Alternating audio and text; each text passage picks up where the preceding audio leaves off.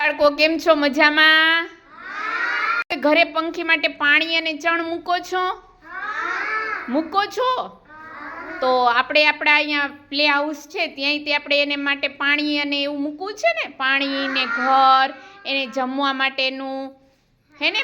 પંખીને તરસ લાગે ને, તો આપણે તો ઘરે પાણીયારું હોય તો આપણે પાણીયારે જઈને પાણી પી લઈએ. પંખી કેવી રીતે પાણી પીવે? એની ઘરે થોડું પાણીયારું છે, નથી ને? અને તમારા મમ્મી હોય તો તમારા મમ્મી તો એમય કહે, ચલો બેટા કોને તરસ લાગી છે, પાણી પી લ્યો. અને ચકલીને એના મમ્મી થોડાક એવા જવાના છે કે ભાઈ તું પાણી પી લે, નહીં ને? તો આપણે એના માટે પાણી મૂકવું જોઈએ ને, હે ને? એના માટે પાણી મૂકવું જોઈએ ને. તો આજે આપણે આપણા પ્લે હાઉસે પંખી માટે પાણી મૂકવાના છે. તો એના માટેથી આપણે પાણી મૂકીએ ત્યારે સૌથી પહેલાં શું ધ્યાન રાખવું જોઈએ અને શું કરવું જોઈએ, બરાબર? જેમ આપણે પંખીને માટીના વાસણમાં પાણી મૂકીએ ને, એમ એને ઠંડુ પાણી મળે. પ્લાસ્ટિકમાં ને એમાં મૂકીએ ને તો એ પાણી સૂર્યના લીધે ગરમ થઈ જાય. તો આપણે માટીના વાસણમાં એને પાણી આપવું જોઈએ. તો ચાલો આપણે જોઈએ. આ માટીનું કુંડું છે, બરાબર? જેને આવા કુંડા લ્યો ને તો પછી એને આવી રીતના પાણીની ડોલમાં આમ નાખવાનું, બરાબર?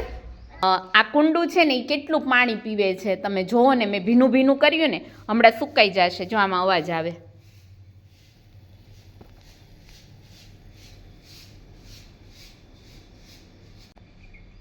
ચલો સાંભળો, અવાજ આવે છે? બધાને લઈ આવું છું. આવે છે અવાજ? પાણી પીવે એવો શું? ચલો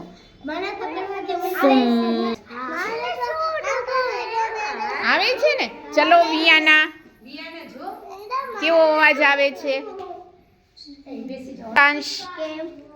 કેવો અવાજ આવે છે? જો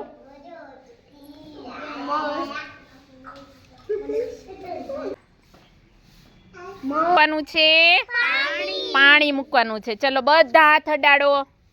ચલો